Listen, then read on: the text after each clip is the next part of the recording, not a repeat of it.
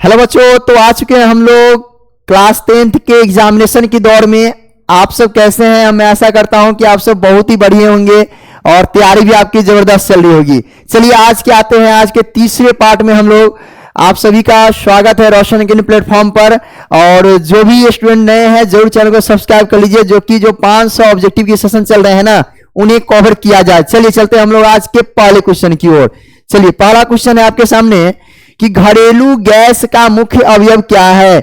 जो घरेलू गैस है ना उसका मुख्य अवयव क्या है, यानी पता है आपको कि जो घरेलू गैस कहते हैं ना एलपीजी को कहते हैं ना एलपीजी को कहते हैं, उनका मुख्य अवयव क्या है ना।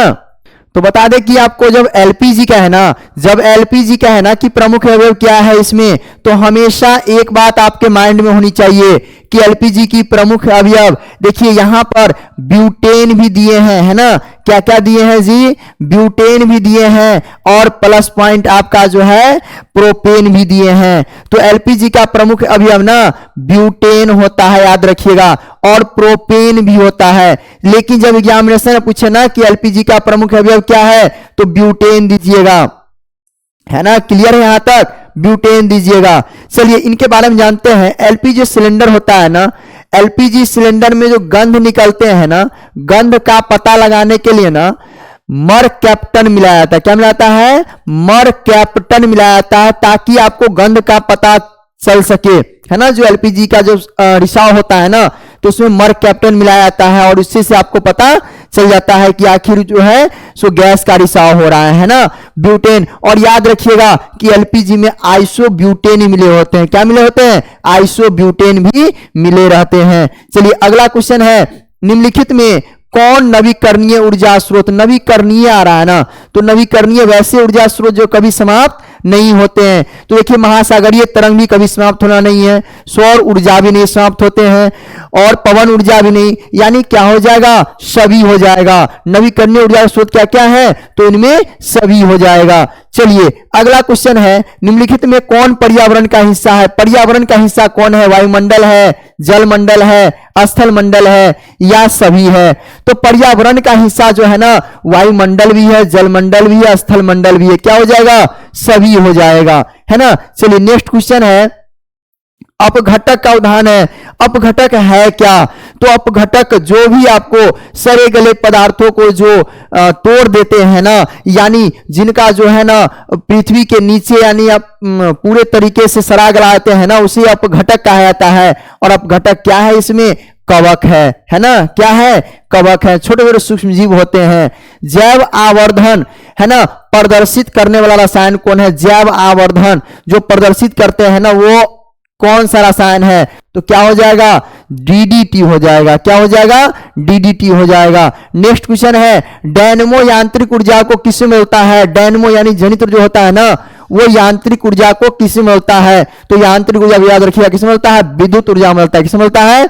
विद्युत ऊर्जा में बदलता है। नेक्स्ट क्वेश्चन है, 1 किलोवाट घंटा, 1 किलोवाट घंटा कह रहा है ना, तो उसे ही हम लोग 1 यूनिट भी कहते हैं, 1 वोल्ट भी कहते हैं, है ना। तो 1 किलोवाट घंटा का मान जो है बुआ 3.6 गुना 10 के पावर 6 जूल के बराबर होता है ना। 1 किलोवाट घंटा जो है ना वो ऊर्जा का, किसका? ऊर्जा का व्यावसायिक मात्रक है। कौन सा मात्रक है? व्यावसायिक मात्रक है। किसका? ऊर्जा का व्यावसायिक मात्रक है। और जब भी यहां पर एक बात और याद रखिएगा कि शक्ति का जब व्यावसायिक मात्रक है ना, तो आपको क्या देना है? हॉर्स पावर देना है, एचपी देना है। और 1 एचपी का मान 746 वाट के बराबर होता है, याद रखिएगा। चलिए चलते हम लोग नेक्स्ट क्वेश्चन की ओर। स्पेक्ट्रम में किस रंग के किरण का झुकाव सबसे अधिक होता है? स्पेक्ट्रम में किस रंग के किरण का सबसे अधिक झुकाव होता है?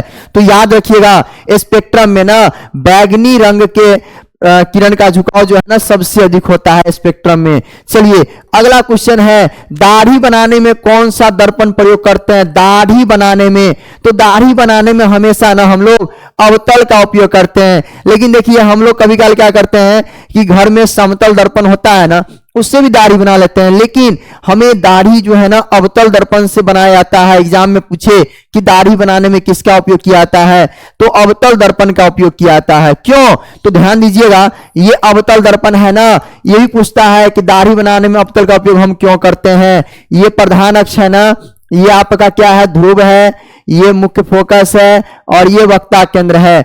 तो जब हम वस्तु को P और F के बीच रखते हैं, समांतर जाएगी, फोकस से लौटेगी, ध्रुव से जाएगी, उतना ही कोण वापस जाएगी, है ना। ये कटा नहीं, कटेगा कहां, तो आगे की ओर जब इस रेखा को ले जाते हैं ना तो ये कट जाता है। यानी जो प्रतिबिंब बना है ना, काल्पनिक बना है। क्या बना है जी? काल्पनिक, सीधा आवर्धित। आवर्धित मतलब क्या होता है?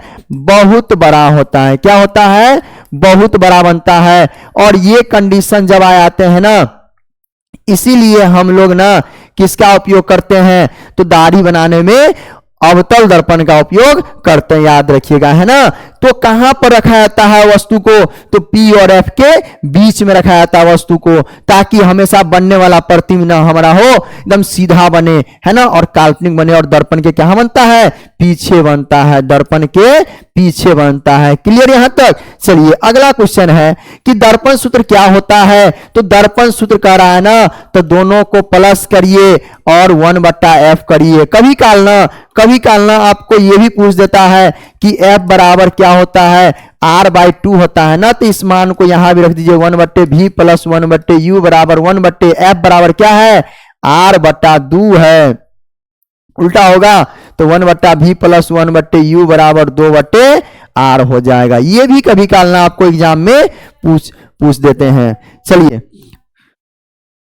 तो क्या हो जाएगा, अगला क्वेश्चन कह रहा है कि उत्तल दर्पण में बना काल्पनिक प्रतिबिंब होता है। उत्तल दर्पण में ना बना काल्पनिक प्रतिबिंब हमेशा सीधा और हरासित होता है। हरासित मतलब होता है छोटा। उत्तल में हमेशा ना सीधा और हरासित बनता है। कैसा बनता है? सीधा और हरासित बनता है ना। यहां ध्यान दीजिएगा, यहां पर कोई वस्तु ना रखा गया है, सीधा जाएगा, फोकस से लौटता हुआ नजर आएगा। उसके बाद एक है ध्रुव से जाएगा, वापस लौटेगा, उसको पीछे कर मिलाते हैं ना, तो देखिए सीधा और छोटा बन रहा है ना, तो सीधा और हरासित हो जाएगा। क्लियर यहां तक? चलिए अगला क्वेश्चन क्यों आते हैं, समतल दर्पण द्वारा बना प्रतिबिंब कैसा होता है। तो समतल दर्पण द्वारा बना प्रतिबिंब कैसा होता है, काल्पनिक होता है। कैसा होता है जी?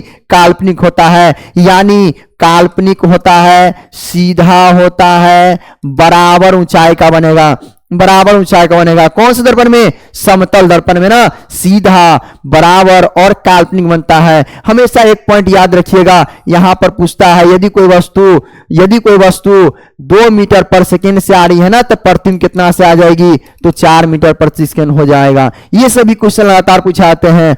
तो इसी प्रकार से हमारा प्रकाश का परावर्तन कर रहा है ना, प्रकाश के परावर्तन का कितना नियम है। चलिए 2-4 क्वेश्चन और है। प्रकाश के परावर्तन कितने नियम है, तो प्रकाश के परावर्तन के 2 नियम है। कौन कौन नियम है, तो आने वाला किरण, जाने वाला किरण और डाला गया आलम तीनों एक ही तल बिंदु पर स्थित होते हैं, पहला नियम। और दूसरा, आपतन कोण का मान परावर्तन कोण के मान के बराबर होता है, यानी कोण I का मान कोण R के मान के बराबर होता है। क्लियर यहां तक? चलिए तो अगला क्वेश्चन है। चलिए इसी प्रकार से हमारा सेशन आज का यहीं तक रहा। और कैसा लगा वीडियो जरूर कमेंट बॉक्स में बताइएगा। और मिलते हैं आप लोग से हम लोग नेक्स्ट वीडियो में, और जो भी चैनल पर नए विजिट कर रहे हैं ना, वो जरूर चैनल को सब्सक्राइब कर लीजिए, ताकि आने वाला हर एक वीडियो का नोटिफिकेशन आप तक जल्द से जल्द पहुंचे। धन्यवाद। मिलते हैं आप लोग से हम लोग नेक्स्ट